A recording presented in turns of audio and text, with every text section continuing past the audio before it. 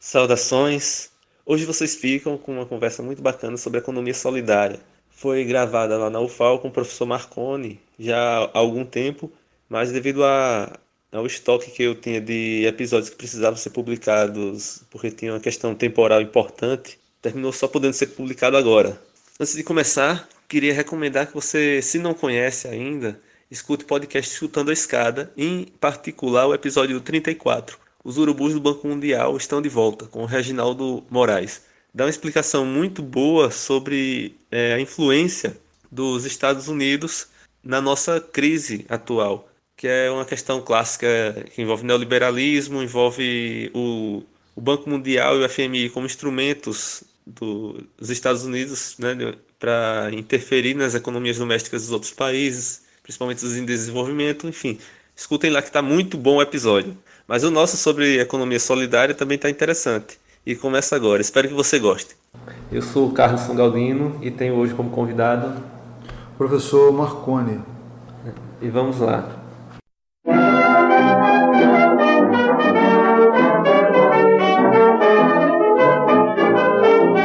Está começando o Politcast.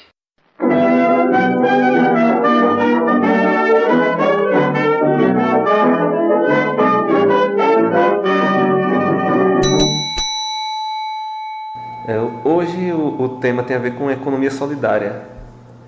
Antes de entrar nesse assunto, é interessante ter uma visão sobre o trabalho em si, já que a economia solidária, de modo geral, ela parece mudar a forma como o trabalho é tratado, né? Ela tem uma proposta de mudar o sentido do trabalho.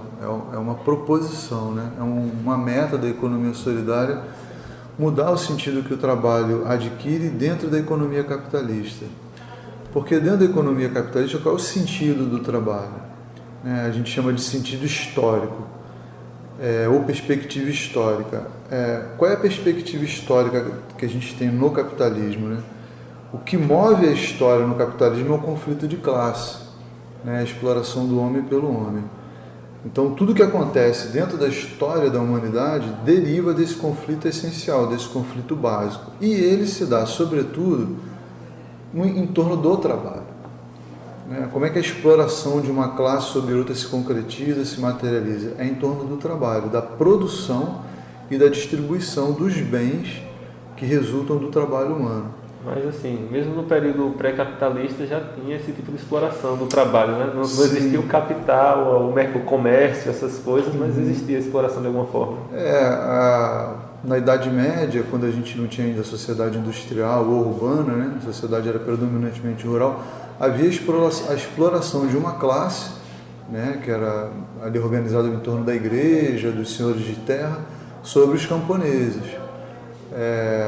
Então, é exploração, é um conflito de classes ali, por isso que a história ela é movida pelo conflito de classes, né? Agora, no capitalismo surgem duas classes específicas da sociedade industrial capitalista, mas a base, que é a exploração do trabalho, ela permanece tal qual era na Idade Média, salvo nas sociedades comunais, né? Onde o que todo mundo produz coletivamente e consome coletivamente. Então, nessa sociedade, você não tem exploração de um grupo sobre o outro. Quando a gente sai desse modelo de organização social e um grupo deixa de trabalhar e outro trabalha para sustentar esse, a gente inicia esse processo de exploração do trabalho humano. Um grupo explora o trabalho de outro, estabelece então um conflito de classe. Tem a ver com a propriedade, né? Rousseau já chama atenção para isso. Então, e aí Marx vai aprofundar, vai falar, isso só é possível se alguém disser, isso aqui é meu, pode ser uma terra, uma ferramenta, uma terra, isso é meu, não é seu. Então, se isso me pertence, você precisa disso para produzir, começa a estabelecer aí uma divisão de classes sociais, né? E no capitalismo, as duas classes são, de um lado, os capitalistas que detêm o capital e o trabalhador que detém a força de trabalho. O capitalista extrai, então, do trabalho da classe trabalhadora, né, a mais-valia, quer dizer, a riqueza que essa classe trabalhadora produz, a classe capitalista se apropria disso. A economia solidária propõe mudar o sentido do trabalho, que seria em termos muito ambiciosos, no limite, abolir a exploração do trabalho, né? Por isso que os dois princípios da economia solidária, os dois princípios fundamentais são a posse coletiva dos meios de produção, né, e a autogestão. Por quê? Foi justamente na medida que os capitalistas se apropriaram dos meios de produção, que eles expropriaram dos trabalhadores as ferramentas e também o conhecimento sobre o processo produtivo, né, foi que eles conseguiram se apropriar também do produto do trabalho. Então, isso começa ainda na Idade Média, com as corporações de ofício e tal, onde você tinha os mestres, os oficiais, os aprendizes, e os mestres eles já tinham começado ali, antes do capitalismo se estabelecer, eles já tinham começado a se apropriar das ferramentas de trabalho, e inclusive do conhecimento. O mestre é que dizia quem seria oficial e promoveria o aprendiz ao oficial, e o oficial ao mestre. Então eles detinham não só as ferramentas, a oficina, como o próprio conhecimento e a autoridade para dizer, você pode fazer isso, você pode fazer aquilo e tal. O capitalismo depois vai aprofundar esse processo. Eles eram uma mistura do empresário, né, que detém toda a estrutura, com a academia que vai dar o diploma. Sim, né? Sim. Boa comparação, exatamente, eles eram isso. Se o mestre não dissesse para o aprendiz, agora você é oficial, o cara ia ficar como aprendiz. O aprendiz trabalhava sem salário, né? E o oficial já era um trabalhador assalariado. Desistir, não aguentar mais, né? Sim. Sair. E só um mestre podia dizer, instituir um oficial também como mestre. Que é o que a comparação foi perfeita, porque só os doutores podem atribuir um título de doutor a outros mestres, né? E só os mestres, enfim. Era uma mistura dessas duas coisas. Por isso que a economia solidária, o movimento cooperativista de modo geral, tem esses dois princípios, porque justamente a posse coletiva do meio de produção é uma maneira de resistir ou de restituir aos trabalhadores essas ferramentas de produção. Então, se você coletiviza os meios de produção, você vai para a segunda etapa, que é coletivizar também o produto do trabalho. Então, o produto do trabalho pertence a todos os trabalhadores, ele não é de um capitalista, ou de um patrão, ou de um chefe, ou de um trabalhador específico, né? E o rendimento que o produto desse trabalho garante tem que ser distribuído igualmente entre todos, né? Do ponto de vista da gestão do trabalho, a autogestão também é uma resistência ao que a gente chama de heterogestão, né?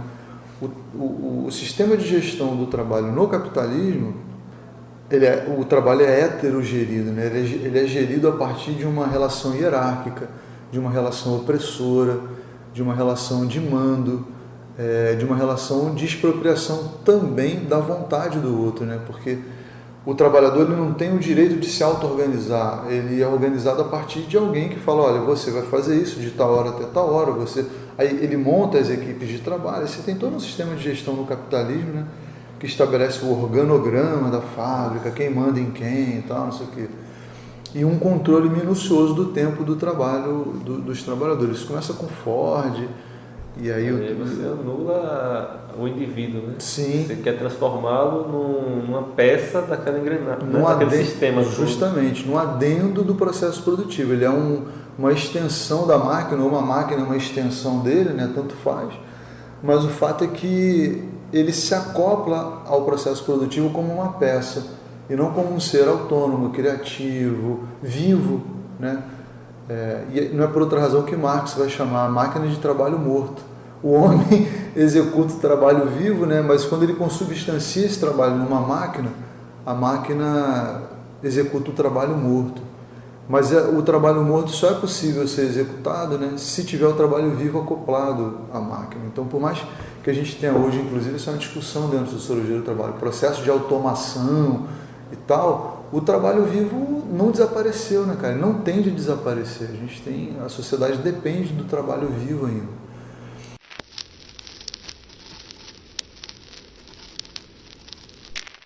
Mas a economia solidária, então, ela pretende, do ponto de vista dos bens, coletivizar os bens e o produto do trabalho e instituir uma forma de gestão do trabalho que seja horizontal. Então, todos os trabalhadores têm o mesmo poder de decisão, de voto, de determinação de para onde é que vai a organização do trabalho e tal, que é a autogestão, né? Tudo isso é muito difícil de acontecer nos empreendimentos de economia solidária, porque eles são gotas d'água no oceano capitalista que envolve, o mercado é predominantemente capitalista, a nossa cultura é predominantemente capitalista, a gente desde da escola é educado a obedecer, a seguir hierarquia e tal. Então, quando a gente vai tentar trabalhar isso nos empreendimentos, é muito difícil você romper com uma cultura do trabalho heterônomo para instituir uma nova, porque é uma nova cultura. A autogestão é uma cultura de trabalho totalmente diferente. Né? E deve ser parecido com o pássaro que nasceu na gaiola, né? O próprio trabalhador muitas vezes não sabe o que fazer com as possibilidades de ser, né, de pensar, de decidir coisas. Por isso que não é incomum a gente, aliás, muito pelo contrário, é muito recorrente nos empreendimentos de economia solidária, nas cooperativas, a gente vê a reprodução da heterogestão. Você tem todas as possibilidades, você institui a autogestão no estatuto da cooperativa, você tem algumas práticas de autogestão que são obrigatórias, que você tem que seguir o estatuto, só que na prática cotidiana do trabalho, esses trabalhadores reconstroem hierarquias. E até na minha pesquisa de doutorado, eu chamo isso de hierarquia sob consenso. Por quê? É diferente da heterogestão, porque não é uma hierarquia autoritária. Mas os trabalhadores pedem entre aspas, né? Eles, de alguma maneira, instituem um trabalhador dentre eles que vai ser o patrão também, entre aspas. Mas aquele que dirige, que manda, que diz o que vai ser feito, que representa a cooperativa fora do espaço de trabalho deles e tal. Então, essa pessoa vira uma espécie de chefe. Tem características da liderança, né? Porque a liderança é exercida a partir do consenso dos liderados, né? Então eles instituem, é verdade, então não é um patrão da empresa heterogerida, tradicional, não é. Mas de alguma maneira as cooperativas acabam reconstruindo essas relações. Ficam como um líder de negociação, né, de grupos de trabalhadores, aquela pessoa que tem um poder de liderança, naturalmente os outros confiam, né? Confia. E ela toma frente. O Paul Singer, que é um dos principais teóricos, né, da economia solidária, chama atenção por isso. Ele fala que às vezes a autogestão não funciona porque os trabalhadores abandonam mesmo a autogestão. Eles não querem fazer autogestão, entendeu?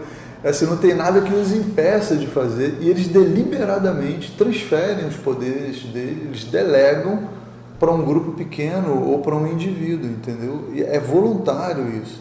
Bicho, eu não quero me envolver com a administração do negócio, eu quero entrar aqui, executar meu trabalho e ir embora. Eu vi como vi que é complicado, eu não quero, né, estressar com isso. Porque é mais complicado. A gente está aqui numa universidade, né?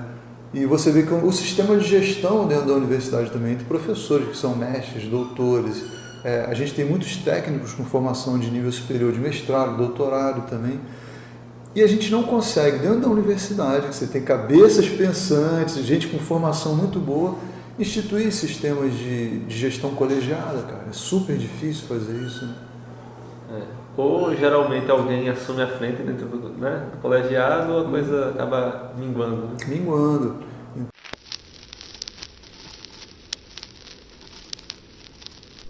A posse coletiva dos meios de produção é uma coisa mais fácil de acontecer. Então, nos empreendimentos, a gente tem a posse coletiva, a distribuição equitativa ou igual das retiradas que a riqueza produzida dentro de uma cooperativa ou dentro de um empreendimento econômico solidário é dividido igualmente ou equitativamente. Aí cada empreendimento faz a escolha, né? Mas ele é uma dessas duas formas de distribuição entre os... Nesse modo equitativo funciona... Não é igual, a pessoa recebe de acordo com o trabalho que ela executou. Certo, entendi. Então, dependendo da modalidade, do produto do trabalho, isso pode ser medido em tempo ou quantidade, entendeu? Quantidade de produto que foi feito. Sim. Então... Se define qual é a variável que vai ser considerada. Que vai ser considerada. Tem cooperativas e empreendimentos que juntam uma com a outra. Então, isso... Mas a questão é que você vai ganhar, por exemplo, se você trabalhou 2 horas por dia, 5 dias na semana, as 4 semanas do mês, você não vai ganhar a mesma coisa de um cara que trabalhou 5 horas por dia. Então, se estabelece o valor da hora, nesse caso. Quanto é que valeu a hora de trabalho esse mês? Valeu tanto. Você trabalhou esse mês quantas horas? Eu trabalhei 20, eu trabalhei 10, 5. Então, a retirada vai ser dividida de acordo com o tempo de trabalho que cada um dedicou à cooperativa. Eu acho que varia muito dependendo do tipo, né, de atividade, empreendimento, né? sim. Se tem, por exemplo, uma cooperativa que trata de conserto de equipamento. Tem equipamentos que são mais problemáticos para consertar do que outros. Assim. Justamente. E várias horas de trabalho são necessárias para um conserto, enquanto outros problemas menores, né? Um só pode fazer vários em uma hora. Sim. Aí eu acho que depende muito do formato do empreendimento. Por isso que varia bastante, ele tem que se adaptar. Mas o princípio, os dois princípios são esses, né? Tem empreendimento que não importa quanto tempo você trabalhou, o que você fez, qual foi a retirada esse mês, foi tanto, a distribuição. Esse é menos frequente, dá mais problema por conta disso.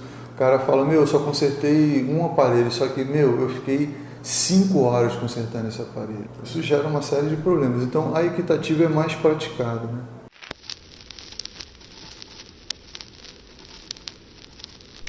Interessante é que esse tipo de organização lembra muito que a gente tem como cooperativa. Tem alguma correlação? Cooperativa seria uma forma de empreendimento? O cooperativismo é um movimento mais antigo do que o de economia solidária. A economia solidária ou economia social, ela surge na França e é uma espécie de tentativa de purificação do cooperativismo. No Brasil também adquiriu um pouco esse sentido, porque o cooperativismo aqui nos anos 70, ele foi fagocitado pelo regime militar e foram criadas cooperativas grandes, inclusive geridas pelo agronegócio, né? Ou que foram criadas para se acoplar aos empreendimentos do agrobusiness e tal, só que elas funcionam como cooperativa. E como funcionam dessa forma, tem algumas vantagens jurídicas para a cooperativa em si e para quem contrata o trabalho dessas cooperativas ou compra o produto deles, né? Então, de incentivo, né? É um cooperativismo pró-capitalista. Ele surge como um movimento anticapital, contra a lógica do capital, mas o capital ele tem essa capacidade fascinante de pegar a crítica, aquilo que se opõe a ele, e entender a lógica e falar, vamos acoplar isso, e muda completamente o sentido. É o vender camisa do Che, né? Justamente, é vender a camisa do Che Guevara. O Che Guevara vamos vender isso, dá dinheiro vender a camisa do Che.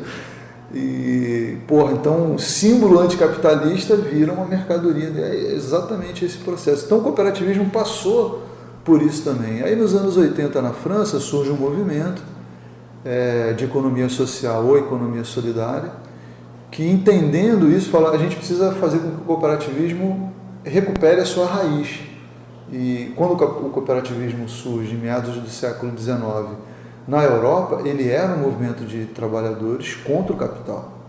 Ele surge como um movimento de produção e consumo, porque havia cooperativas de consumo também na Inglaterra e na França, mas principalmente na Inglaterra, que visava produzir dessa forma alternativa.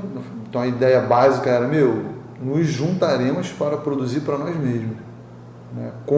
Porque a exploração do capital em meados do século XIX era absurda, né? Desumana. Todos os relatos desse momento são terríveis, né? Exploração do trabalho infantil, do trabalho feminino, acidente, morte, intoxicação, trabalho semi-servil dentro das fábricas de tecido inglês e tal. É para onde a gente está caminhando, né? De pouquinho. A gente está voltando para isso, né? Não só no Brasil, como no mundo também, mas aqui a gente está caminhando a passos mais largos.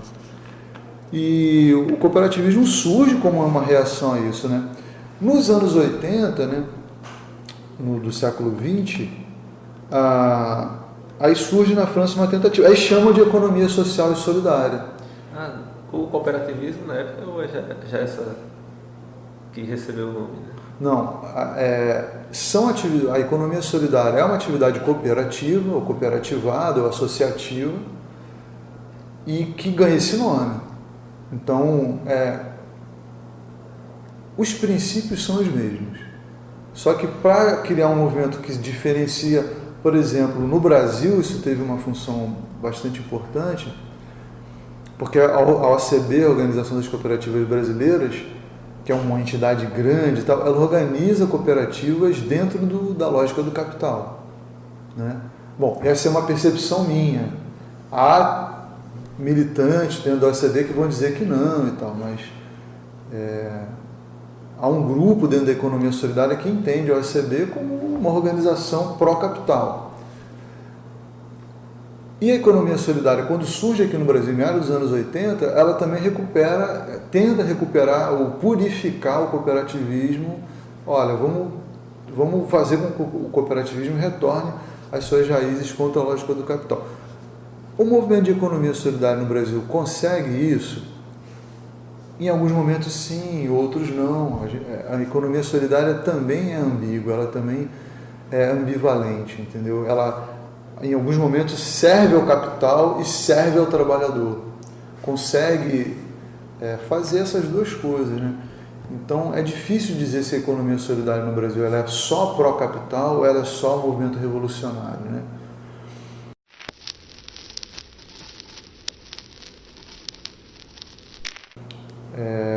O discurso da economia solidária é um discurso de transformação social, né? Mas a gente sabe que nem sempre a prática cotidiana da economia solidária consegue. Então, um campo que eu pesquisei, por exemplo, que é o cooperativismo ou empreendimentos econômicos solidários de catadores, tem essa ambivalência. Então, eles se organizam, conseguem rendimentos maiores fazendo isso, mas eles trabalham e executam e produzem uma matéria-prima que é para alimentar a indústria da reciclagem. A indústria da reciclagem no Brasil é uma indústria totalmente capitalista, plenamente capitalista. Eles prestam serviço para a prefeitura por outro lado, isso ele tem um viés menos pró-capital. Mas é uma empresa que é terceirizada para prestar serviço para a prefeitura. O produto disso vai para alimentar a indústria. Então eles estão no meio ali. O que eles são? São uma organização revolucionária? No discurso, sim. Mas na prática, estão funcionando dentro de uma lógica, dentro de um mercado e tal. Internamente... Onde você estava analisando, né? Você analisar de dentro do sistema, eles são só uma ferramenta que a gestão é um pouco diferente, mas são uma ferramenta de apoio ao capital, né? De apoio ao capital, sim. Da perspectiva deles, não necessariamente. Depende da perspectiva que você adota. Eu como militante da economia solidária, penso o seguinte: prefiro trabalhadores, catadores, organizados em cooperativa, ganhando dignamente, trabalhando de forma digna e organizados, a trabalhadores trabalhando dentro do aterro sanitário de maneira individual, desorganizada, sendo muito mais explorados por essa mesma indústria da reciclagem. Porque para a indústria da reciclagem, tanto faz se o material chega para eles, de um cara que catou dentro do lixão sob sol e chuva, como um bicho mesmo, parecendo um urubu dentro do lixão, ou se o material veio de uma cooperativa de catadores organizados. Tanto faz. Mas para o trabalhador faz diferença, né? E eu acho que é um processo educativo. Dentro do capital, dentro da lógica do capital, sim. Mas se a gente for caminhar para uma transformação do capitalismo, os trabalhadores que estiverem organizados nas suas cooperativas estarão mais aptos para fazer esse processo avançar do que trabalhadores isolados ou trabalhando dentro das fábricas explorados pela lógica do capital, talvez, né? Então, embora não seja um movimento plenamente revolucionário, né, o movimento da economia solidária, ele se aproxima mais dessa perspectiva do que a inatividade, né? Do que não, então vamos trabalhar pela revolução, vamos trabalhar pela ruptura. E enquanto essa ruptura não acontece, fazemos o que com os trabalhadores que estão desorganizados, que precisam de alguma renda para viver, cara, de forma minimamente digna, né? O discurso radical, às vezes, soa procrastinação, né? Você quer, no futuro, quando tiver revolução, resolve todos os problemas e até lá, né? Enquanto isso, o negro está sofrendo racismo, né? O trabalhador nessas condições sendo explorado, como é que a gente melhora a coisa em curto prazo, né? Sim. Eu acho que a economia solidária ela pode mudar a subjetividade do trabalhador, porque essa que é a questão importante, entendeu? É a maneira como o trabalhador, nós, né, que todos nós também, eu me incluo, né, na classe trabalhadora, óbvio, como que é a nossa subjetividade, como é que é a nossa relação com o trabalho, com a produção, com os parceiros de produção, né? Com os colegas que compõem a mesma classe da gente. Então, a economia solidária pode criar novas subjetividades, trabalhadores com novas subjetividades. É um desafio gigantesco, enorme, mas são metas, né? Objetivos, princípios da economia solidária.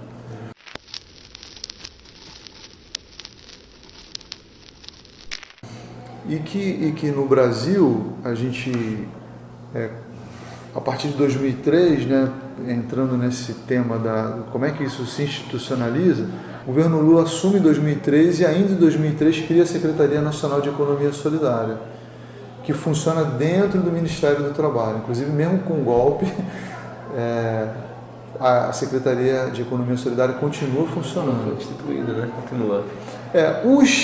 Os membros que fundaram, o Paul Singer, por exemplo, que trabalhava, depois que o Temer assume, ele abandona. Deve ter sido aparelhada como quase tudo, né?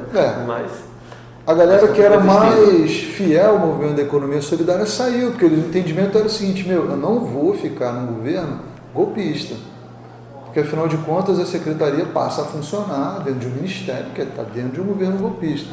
Então, aqueles intelectuais orgânicos, né, o pessoal do movimento que estava ocupando a secretaria, abandona, mas a secretaria persiste, continua funcionando, e durante esse período de 2003 até 2015 executou um trabalho muito importante de fomento da economia solidária no Brasil via editais de incentivo financeiro mesmo para ONGs, para o terceiro setor, para as universidades organizarem empreendimentos econômicos solidários. Então, cumpriu um papel importante, né? E a gente chegou a ter resultados bastante positivos nesse sentido, nesse processo. O que não significa que a economia solidária tenha se reduzido ao Estado, entendeu? Porque a economia solidária era um movimento social. A criação da Secretaria de Economia Solidária não anula esse movimento. Então, o Fórum, por exemplo, Brasileiro de Economia Solidária, que é independente da Secretaria, continua funcionando. Sempre funcionou independente da Secretaria e continua funcionando. E se torna mais importante no cenário desse, né? Que a Secretaria está com a tendência de funcionar de uma forma anômala comparado com antes, né? A Secretaria agora não reverbera mais. Rolou essa cisão, né? Antes a Secretaria reverberava as demandas do movimento social de economia solidária. Agora ela tende a se isolar, porque os próprios membros hoje da Senais não são mais oriundos do movimento de economia solidária. Tem um certo... são meio que biônicos, entendeu? Estão lá, caíram de paraquedas na Secretaria, que poderia ter sido extinta, né? Não foi. Provavelmente vai ter intenção de reverter o que aconteceu com a economia solidária para ter uma perspectiva mais de cooperativas, né? Mais dentro do que a gente chama de empreendedorismo social, porque assim, dentro desse leque, que é um leque grande da economia solidária, tem o empreendedorismo, né? O empreendedorismo é uma pegada que a gente chama de pegada Sebrae, que é uma coisa mais empresarial, mais individual e tal. O empreendedorismo é absolutamente pró-capitalista mesmo. No meio disso tem o empreendedorismo social, né? Que é um empreendimento mais dentro da lógica do capital, menos dentro da lógica da solidariedade. E a gente acha que a Senais talvez caminhe nessa direção do empreendedorismo social, né?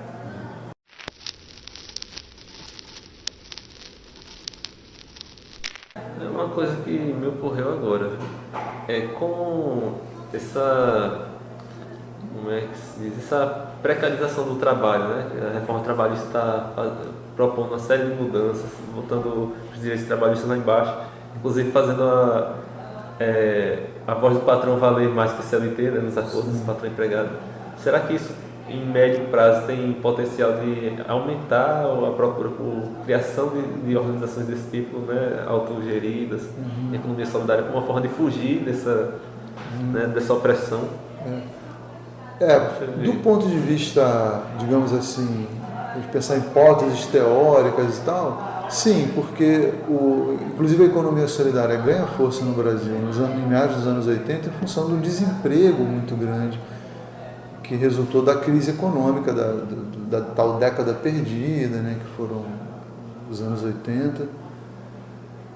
E isso gerou uma massa de trabalhadores excluída do mercado formal de trabalho, precisava de renda, e a economia solidária surge como uma alternativa para isso. Essa também é uma das críticas à economia solidária, porque quando os sindicatos assumem o fomento à economia solidária, eles assumem como um propósito de geração de emprego e renda. Era uma maneira de você absorver esses trabalhadores em empreendimentos que fossem capazes de gerar alguma renda, mas eles não tinham a ambição de serem organizações para a transformação social. Era um objetivo bem pragmático. Tem muito desempregado, a economia não anda e a gente precisa organizar os trabalhadores para que eles consigam tenham alguma ocupação, algum trabalho e alguma renda, que é melhor do que não ter nenhuma. A ambição era gerar emprego e renda, não era fazer a transformação social, né? Pode ser que a gente agora, a gente está num processo de desemprego crescente, de aumento da informalidade, com a nova lei da terceirização, com a reforma trabalhista, a gente tende a essas duas coisas, aumento do desemprego e aumento da informalidade. Isso cria um contexto propício para esse tipo de empreendimento, de geração de trabalho e renda, né? Então pode ser que sim, que aumente. Agora, o que a gente observa quando a gente pega os dados é que no período do governo Lula-Dilma, que a gente viveu uma situação considerada de pleno emprego, né, que a taxa de desemprego chegou a 6%, 5%, a economia solidária não perdeu força, né? E o crescimento da economia, quer dizer, a gente tinha uma economia pujante, principalmente a economia popular, porque os estratos de baixa renda passaram a ter mais crédito e mais renda. Se houve distribuição de renda, foi justamente entre os mais pobres, da classe E, que ascende para a classe C e D. E os empreendimentos econômicos solidários produzem bens, porque o empreendimento econômico solidário não faz carro, computador, móveis, são empreendimentos que produzem bens de consumo mais imediato, né? Estão no ramo de alimentação, finança solidária, agricultura, enfim. Então eles tiveram um momento de crescimento, na verdade. Então não há essa relação também direta, tem que fazer essa ponderação. Aumenta a pobreza, aumenta o desemprego, a economia solidária. Porque assim, para um empreendimento econômico solidário se firmar no mercado, você precisa ter um mercado minimamente ativo, né? Funcionando, para ele poder ter sustentabilidade. Até porque ele vai se comportar no mercado como uma empresa, né? Sim. Ele vai ter que ter seus clientes também, né? Então, essa é a conciliação difícil entre o econômico e o solidário. Porque o empreendimento econômico solidário, ele tem um aspecto econômico, ele tem que gerar renda para os cooperados, senão ele não tem sentido, né? E ao mesmo tempo tentar funcionar numa outra lógica. Conciliar essas duas coisas não é fácil.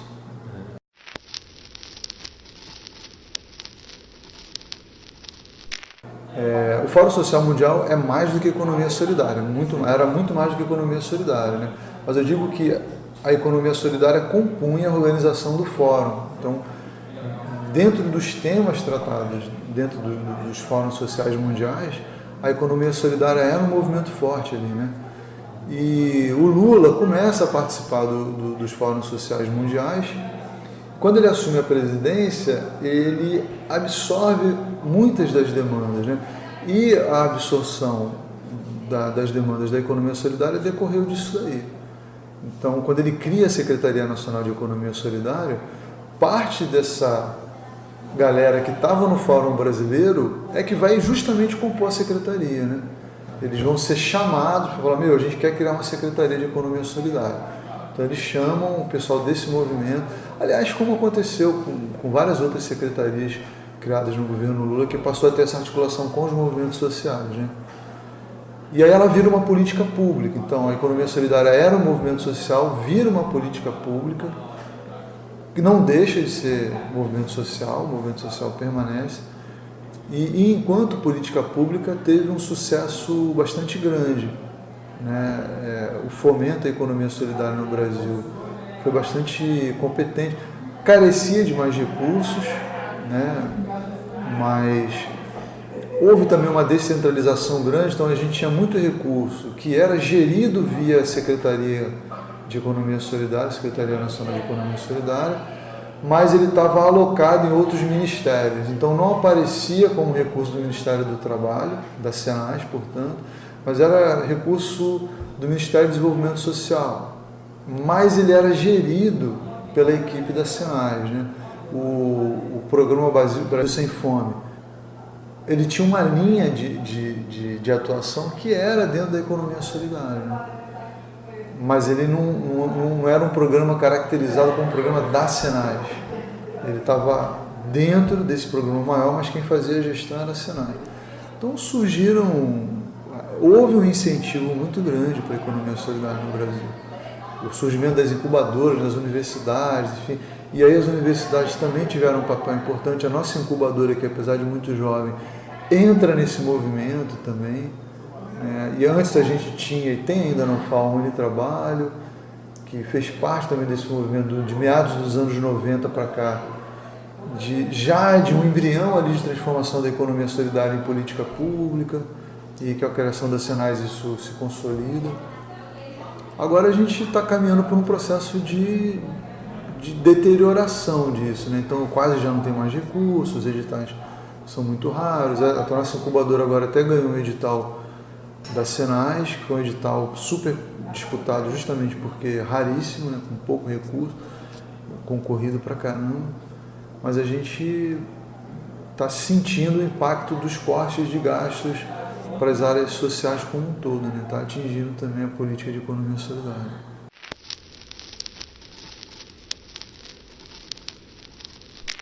A tendência acho que nas últimas décadas tem sido um crescimento de startups, né, no mercado tradicional.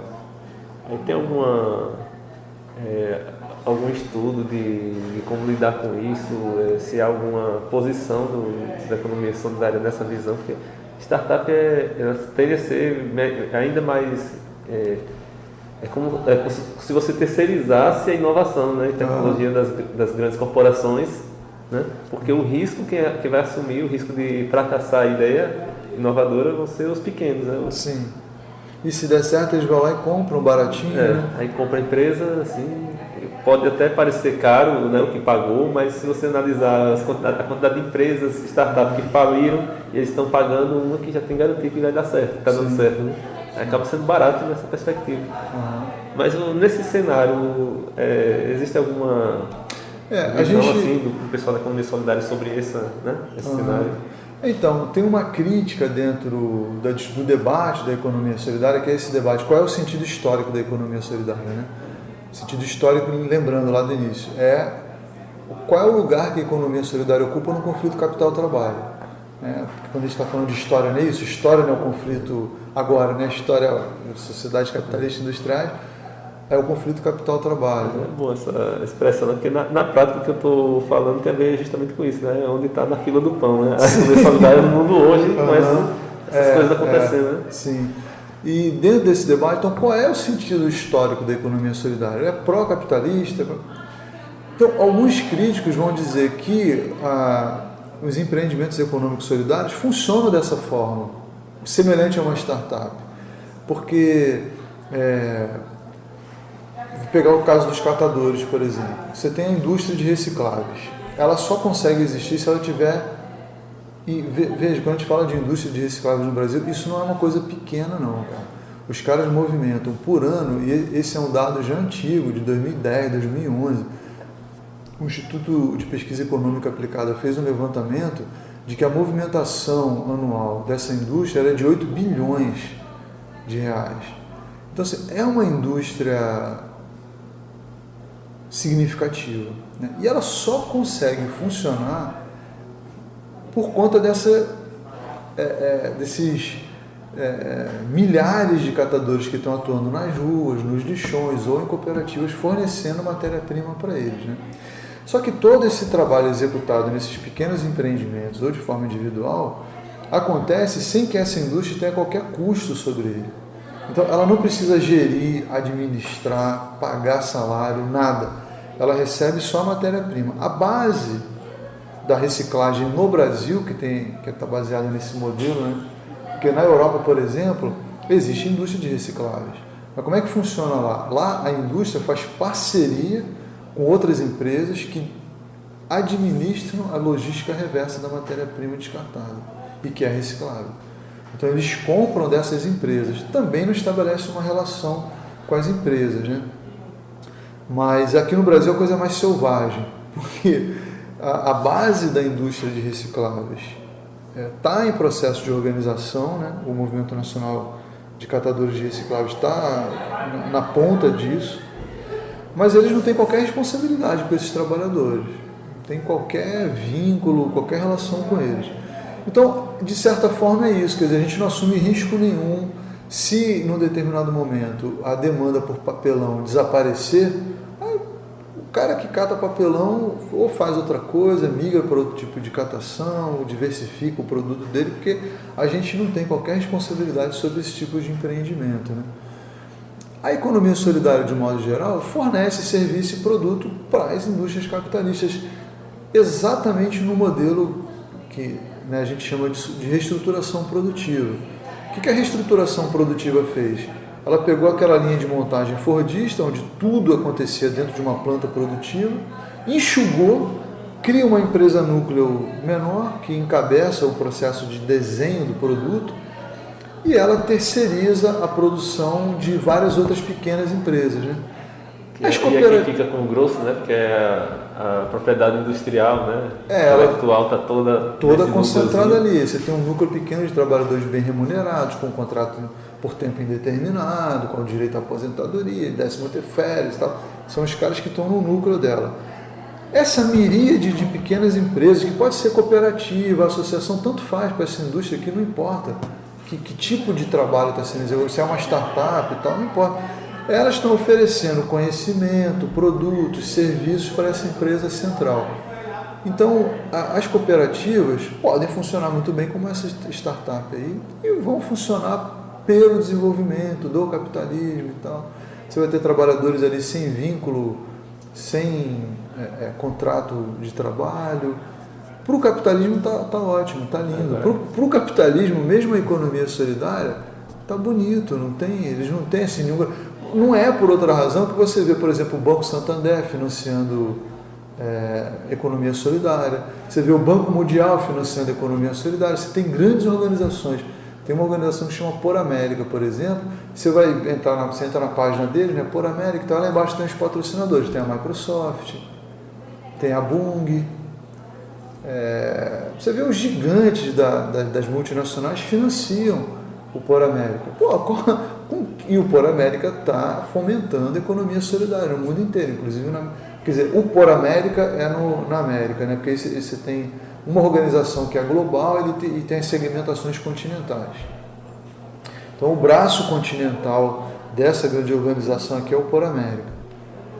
E por quê?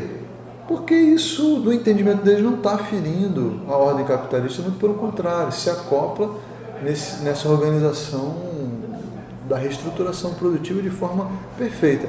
Inclusive, tem um pesquisador que chama Jacó Carlos Lima, que foi meu orientador de pesquisa de doutorado, que ele fala que algumas cooperativas realizam de forma mais perfeita os princípios toyotistas de produção, seguem mais a cartilha toyotista de produção do que muitos núcleos de produção empresarial tradicional. Vai falar, ali você tem um núcleo auto-organizado. O toyotismo vai falar isso, cara. Você tem que criar núcleos auto-organizados, os trabalhadores se reúnem, conversam, discutem entre si o que eles vão fazer ali. Ou seja, mesmo essa heterogestão no modo de acumulação flexível também foi questionada.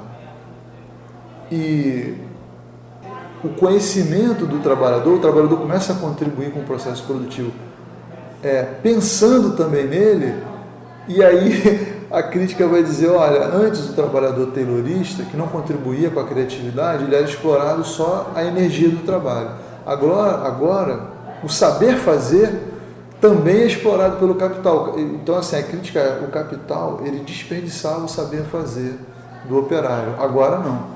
Agora ele quer ouvir o trabalhador, participa, fala aí o que você acha, do que pode melhorar e tal. Então ele está se apropriando do saber fazer, não está dando liberdade, não está instituindo uma produção horizontal e tal.